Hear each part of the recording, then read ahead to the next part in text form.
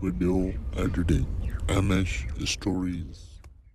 एक वक्त का किस्सा है। गुमनामी गांव में बिट्टू नाम का एक लड़का मोची का काम किया करता था, पर उसके पास कोई भी जूते मरम्मत करवाने नहीं आता था। बिट्टू अपनी बीवी और माँ के साथ रहता था। बेगम, हमारी गुर्बत कब खत्म होगी? माँ जी को बुखार है, मैं उनका इलाज तक नहीं करवा पा रहा। बिट्टू जी, आप एक काम करें, मोची का काम छोड़ के किसी चप्पल वाली दुकान पर ही नौकरी करें। इस तरह हमारे पास कुछ पैसे आ जाएंगे।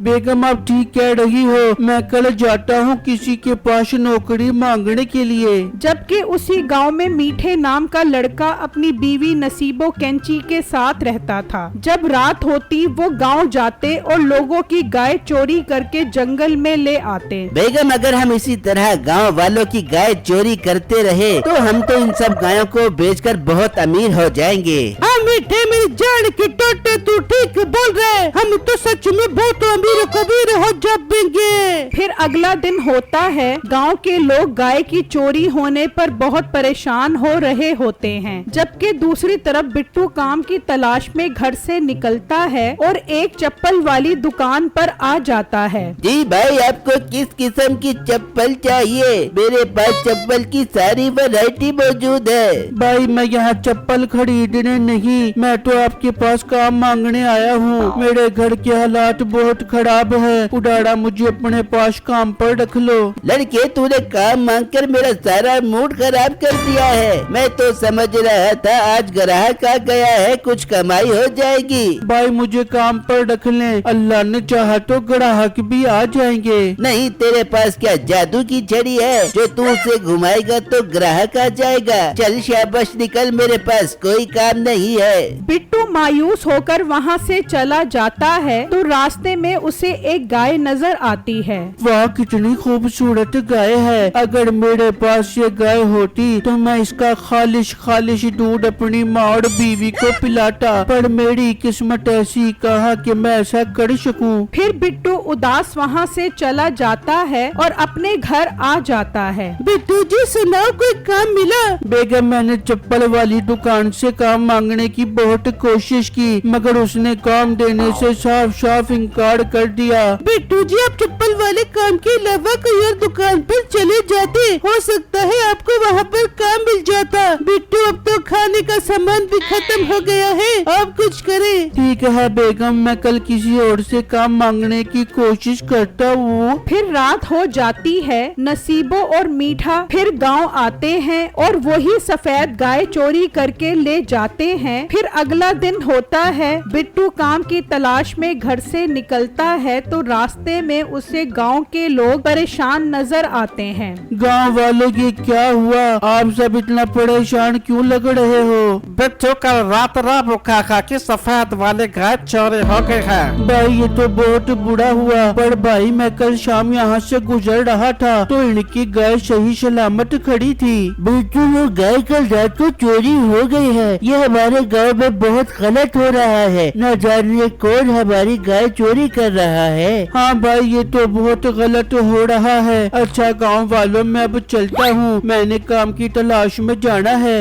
ये कहकर बिट्टू वहाँ से चला जाता है तो गांव वाले कहते हैं, अब हम सबको एक होकर चोर पर नजर रखनी पड़ेगी ताकि हम उसे पकड़ सके। जबकि दूसरी तरफ बिट्टू एक परचून की दुकान पर आता है। भाई, मैं बहुत मजबूर होकर आपके पास आया हूँ, मैंने आपसे गुजारिश करनी थी। आप भाई साहब साहब बोलो, क्या कहना चाह रहे हो? भाई, मैं एक मोची हूँ, पर मेरा काम बिल्कुल नहीं चल रहा। मैंने सोचा मोची का काम छोड़कर कहीं नौकरी कर लूँ। क्या आपके पास मुझे मुलाजमत मिल सकती है? भाई, मेरा काम खुद ठीक नहीं चल रहा है तो मैं तुम्हें रखकर पैसे कहाँ से दूंगा? तुम एक काम करो, कहीं और काम तलाश करो, मेरे पास तुम्हें कोई काम नहीं मिल सकता।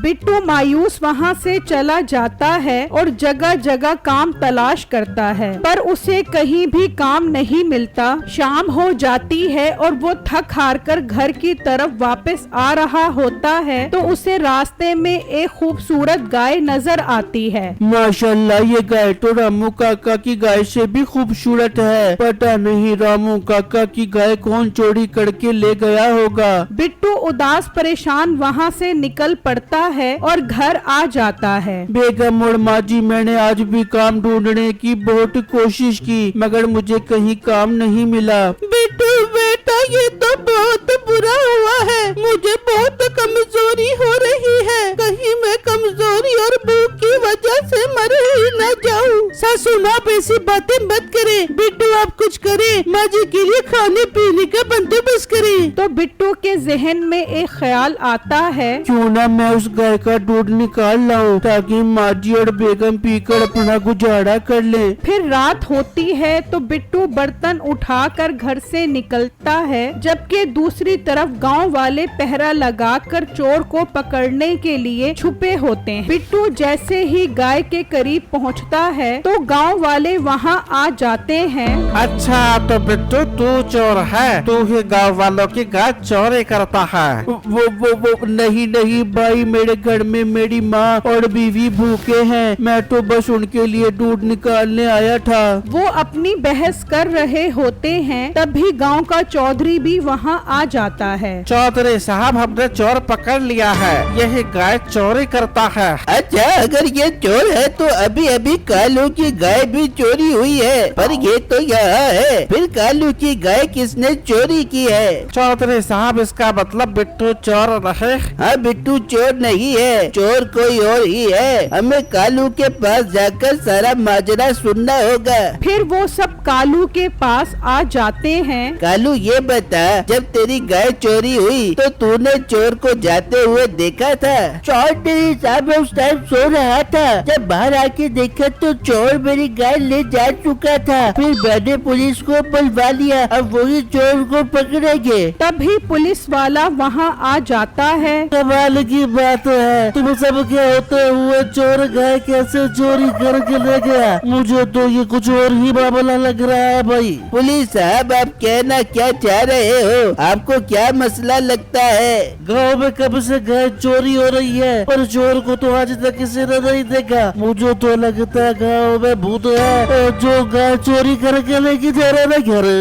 पुलिस वाले की ये बात सुनकर सब गांव वाले डर जाते हैं। पुलिस वाला वहां से चला जाता है और गांव वाले भी डरकर घरों में छुप जाते हैं और गायों को भी घरों में छुपा लेते हैं। फिर अगला दिन होता है तो नसीबो मीठे से कहती है, मीठे, गांव वाले भूत को चोर समझ के डर गए। अब हमें किसी और तरीके से गाय चोरी करनी पड़ेगी। बेगम, मैं काम करता हूँ। मैं भूत बन के गाँव वालों की गाय चोरी करता हूँ। भूत के डर से वो मेरे पीछे भी नहीं आएंगे।